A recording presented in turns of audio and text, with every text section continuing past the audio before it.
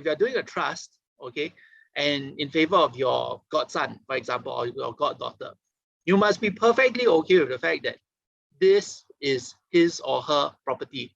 Full stop. There's no buts, there's no if. So next, we then talk about the Holy Grail. How are we going to move to that Holy Grail, which is the landed condo and trust property? All right. So in this instance, the step-by-step here is securing that additional property by way of trust. And Cannis will be sharing with you what is the so-called condition that you need to fulfill when you buy in trust, because there is a lot of condition and many people are not aware of that. They are just been introduced the idea that you buy in trust, you don't need to pay additional stamp duties and whatnot, okay? And you can basically use your children's name that's below 21 years old to buy.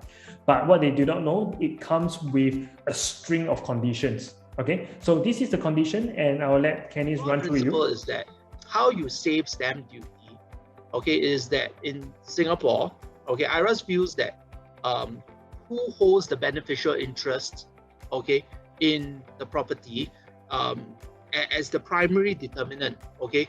So who is the ultimate beneficiary of this property? So obviously, if your beneficiary of this property by way of a trust arrangement is going to be someone who's under 21, okay, who's a Singaporean or American citizen or who doesn't own any other property, okay, that's where your stamp duty savings arise, okay?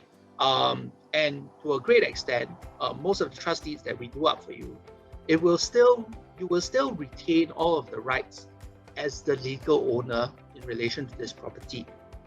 So you will be able to freely sell, okay, transact, rent out this property, deal with the property, very much as if it is your own.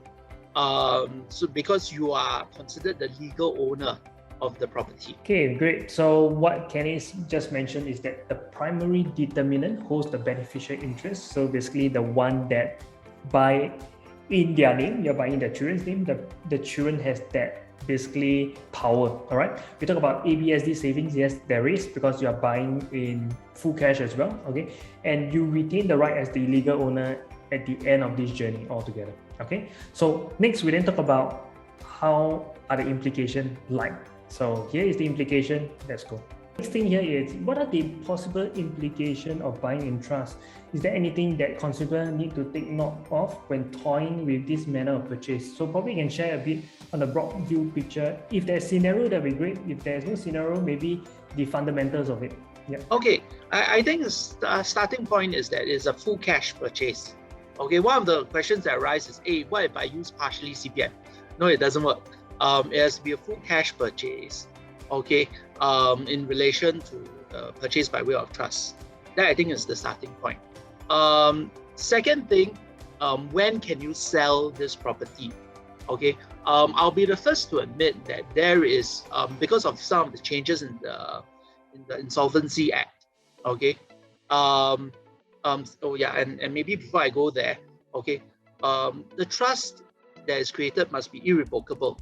So effectively, this means that this property that you buy by way of trust is irrevocably, okay, given, okay, to your child or to whoever the beneficiary is. So you must be perfectly okay with that, okay. If you're doing a trust, okay, and in favor of your godson, for example, or your goddaughter, you must be perfectly okay with the fact that this is his or her property, full stop. There's no buts, there's no if, okay? Buying in trust is only applicable to private property, okay?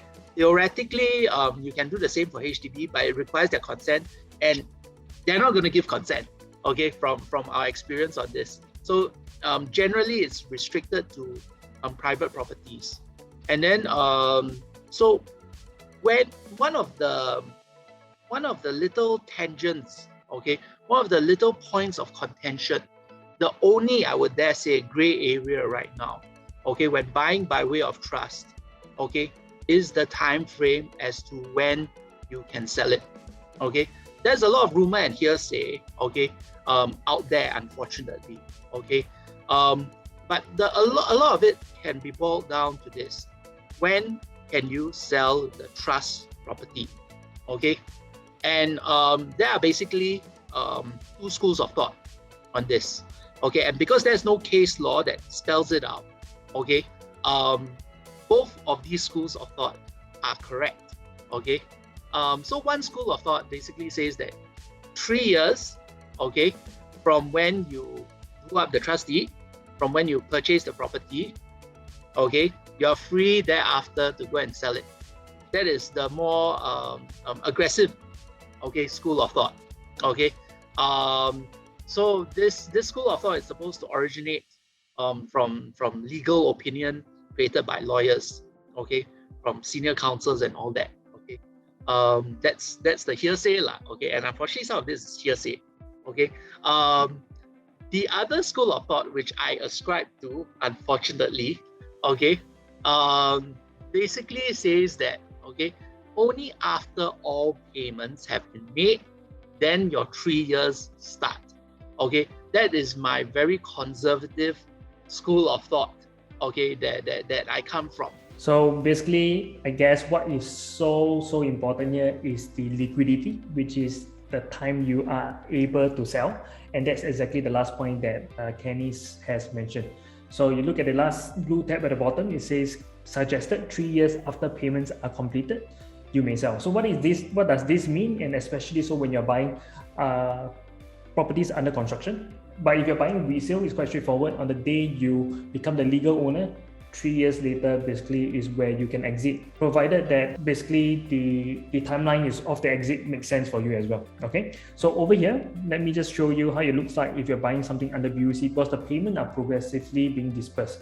So for a completed payment to be made, it's going to be a bit more tricky, right? So keynotes and tips on trust over here. First thing first, we learned that from a landed and a condo, you want to move into a landed and 2 condos.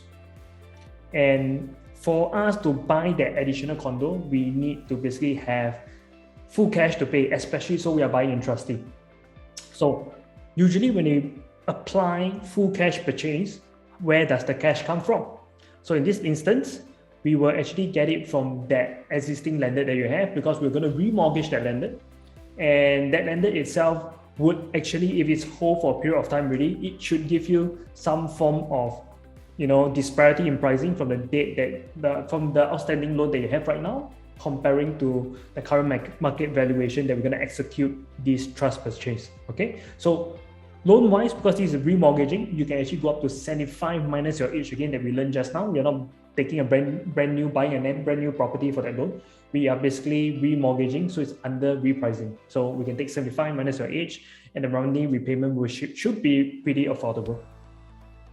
Next, we then talk about the exit, because the timeline is something that we need to adhere to. Okay, and Cannis says that it's got to be 3 years after the full payment is being made. So we need to exit the property aligning to your investment horizon. That means how long do you think you want to pay full cash, put this money, lock in here in this property for, before you use it for your next so-called intent. So in this instance, we will make sure that we apply the urban transformation fundamentals in terms of this exit milestone to allow you to exit with optimum returns, and then use it again for another property purchase if needed, or even education or whatnot. All right. So how does that 3 years looks like in this instance? It means that if you count from date of TOP, all right, we still have a year to finance the last disbursement before the loan has been fully disbursed. Okay, so if you count from TOP, it will be 4 years from TOP. That's where you are able to sell that property. So it has a longer holding period, not just the seller stamp duty. Okay, so we are talking about that 4 years from date of TOP, or if not 3 years from CSC, which is that last payment you made before the entire trust deed is given to you or to the bank.